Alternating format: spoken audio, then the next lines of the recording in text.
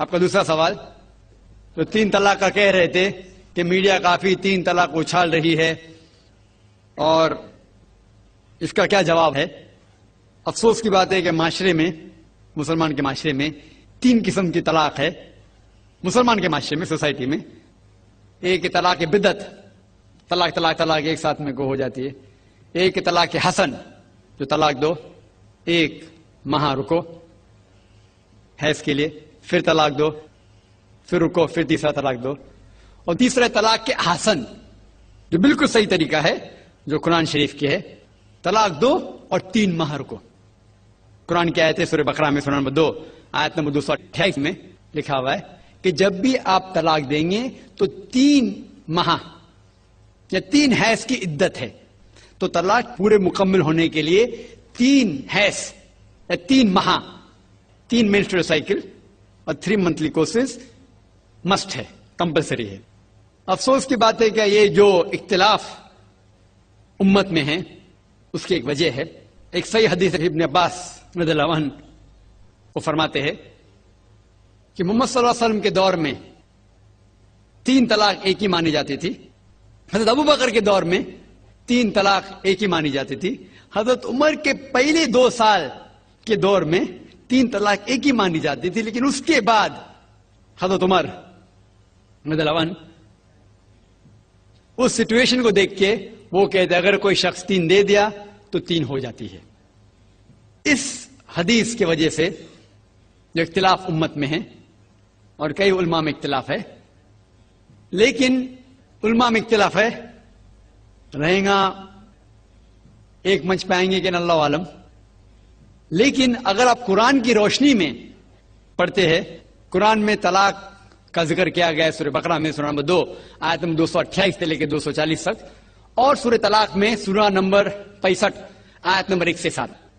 جو قرآن مجید میں طلاق کا ذکر ہے اس کے اندر یہ ہے کہ کبھی کوئی ڈفرنس آف اوپینین، کوئی جھگڑا ہو جاتا ہے شوہر اور بیوی میں، تو پہلا شوہر بیوی بیٹھ کے بات کرے.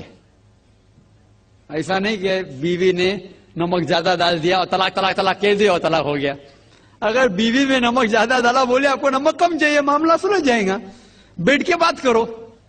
پھر بھی بات نہ بنے تو اللہ تعالیٰ فرماتا ہے سورہ نساء میں سورہ نمبر 4 آیت نمبر 35 میں کہ آپ کے درمیان ایک حکم رکھو، ایک آربیٹر بیوی کی طرف سے، ایک آربیٹر شوہر کی طرف سے.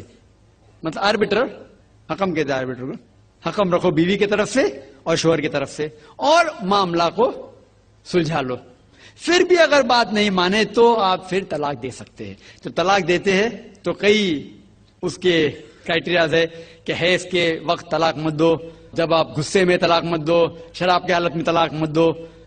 اس کے بعد جب طلاق دیا جاتا ہے تو 3 ماہ رکنا چاہیے. طلاق کے احسن ہیں، جو بالکل صحیح طریقہ ہے. طلاق دو اور 3 ماہ رکو، اور 3 ماہ کے اندر اگر آپ رجوع کرنا چاہتے ہیں اپنے بیوی سے تو رجوع ہو سکتے، الحمدللہ.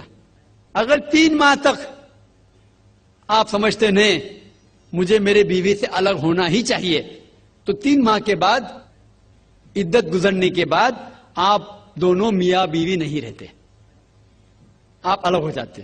لیکن اس کے بعد اکثر مسلمان بھی نہیں جانتے یہ قرآن کی آیت کیا ہے. قرآن شریف میں لکھا ہوا ہے سورہ بقرہ میں سورہ نمبر 2 آیت نمبر 232 میں کہ اگر وہ شخص اپنی پرانی بیوی سے پھر سے شادی کرنا چاہتا ہے تو مت روکیے. تو اگر طلاق ہو چکا ہے صحیح طریقے سے، طلاق کے احسن کے طریقے سے، اور 3 ماہ ہو گئے، عدت گزر گئے، 6 مہینے بعد اگر لگا بھائی جو میں نے کیا غلط کیا، میں پھر سے شادی کرنا چاہتا ہوں، تو وہ آدمی اپنی پرانی بیوی سے پھر سے نکاح کر سکتا ہے. لیکن نیا نکاح نیا مہر، نیا نکاح نیا مہر، جو کئی مسلمان نہیں جانتے. افسوس کی بات ہے کہ ہم مسلمان قرآن کو ترجمے کے ساتھ پڑھے نہیں، صحیح حدیث کو ترجمے کے ساتھ پڑھے نہیں. اگر ہم قرآن شریف کو صحیح طریقے سے پڑھیں گے اور صحیح حدیث پہ عمل کریں گے تو یہ جو غلط فہمیاں ہیں دور ہوئیں گی. اور پھر سے اگر شادی ہوئی، پھر سے آپ ساتھ میں رہ سکتے، پھر سے پرابلم ہوا تو پھر طلاق دو، پھر 3 ماہ رکو، پھر سے الگ ہو جاؤ، پھر سے آپ چاہتے پھر سے شادی کر سکتے. 3 بار جائز ہے، تیسری بار آخری بار ہے، اس کے بعد آپ پھر سے شادی نہیں کر سکتے جب تک وہ دوسری کسی سے شادی نہیں کرے۔ لیکن میں نے اپنی زندگی میں ایک بھی شخص میرے زندگی میں نہیں آیا جو طلاق کے حسن کیا، صحیح طریقے سے طلاق دیا، علیحدہ ہو گئے، پھر نکاح ہو گیا، پھر علیحدہ ہو گیا، پھر نکاح ہوا، پھر علیحدہ ہوا۔ میں نے کوئی بھی شخص میرے زندگی میں پورے دنیا میں ایسا شخص کے بارے میں سنا ہی نہیں جو صحیح طریقے سے کیا اور بچھڑ گیا، پھر سے شادی کی، پھر سے بچھڑ گیا، پھر سے نکاح کے، پھر بچھڑ گیا، پھر شادی کرنا چاہتا ہے۔ اگر آپ صحیح طریقے سے قرآن کے اوپر عمل کریں گے تو یہ نوبت آئیں گی نہیں۔ اور کچھ لوگ جو اسلام کو مذاق بنائیں اور کیا کہتے کہ اچھا اگر ایک ساتھ میں دے دیے، 3 طلاق دے دیے، ہو گئی، ابھی کیا حلالہ کرو۔ قرآن کہتا ہے 3 طلاق ایک ساتھ میں بھی دیں گے تو ایک ہی ہوتی ہے۔ محمد صلی اللہ علیہ وسلم کے وقت میں 3 بھی ایک ساتھ میں دینا ایک ہی ہوتا تھا۔ حضرت ابو بکر کے ٹائم میں بھی 3 طلاق ایک ہی ہوتا تھا۔ حضرت عمر کے دور میں لوگ جو کہتے 3 طلاق 3 ہوتی ہے، کئی علماء کہتے ہیں کہ ان نے یہ اپنے فتوے پہ رجوع کیے اور انہیں افسوس تھا کہ یہ فتویٰ انہیں دیے، اور کئی لوگ کہتے نہیں ان کا فتویٰ صحیح تھا۔ اس میں امت کا اختلاف ہے، لیکن اگر قرآن کی روشنی میں دیکھیں گے تو 3 طلاق ایک ساتھ میں بھی دیں گے تو ایک ہی ہوتی ہے۔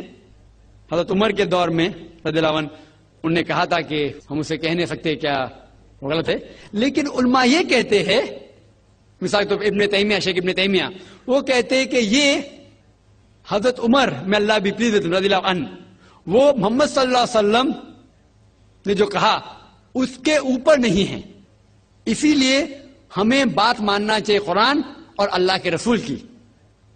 اس کے اندر حضرت عمر میں اللہ بھی پلیز رضی اللہ عنہ انہوں نے رجوع کیا، اسی لیے وہ کہتے کہ 3 طلاق بھی ہوئیں گی تو ایک ہی ہوتی ہے، 3 نہیں ہوتی۔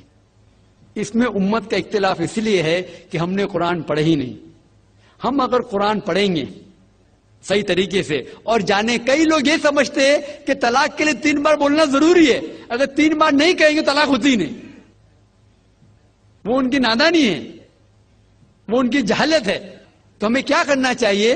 یہ میڈیا اچھال رہی ہے، ہم مسلمانوں کو یہ طلاق کا طریقہ جو صحیح طریقہ ہے طلاق کے حسن، اس کو عام کرنا چاہیے اور یہ کہنا چاہیے کس بنیاد پہ طلاق دی جا سکتی ہے، کب دی جا سکتی ہے، کیسے موقع پہ دی جا سکتی ہے، دینا چاہیے کہ نہیں۔ تو یہ سب اگر ہم مسلمان عام کریں گے تو انشاءاللہ یہ اختلاف جو امت میں ہے وہ نہیں رہیں گا، اور میڈیا اسے اچھال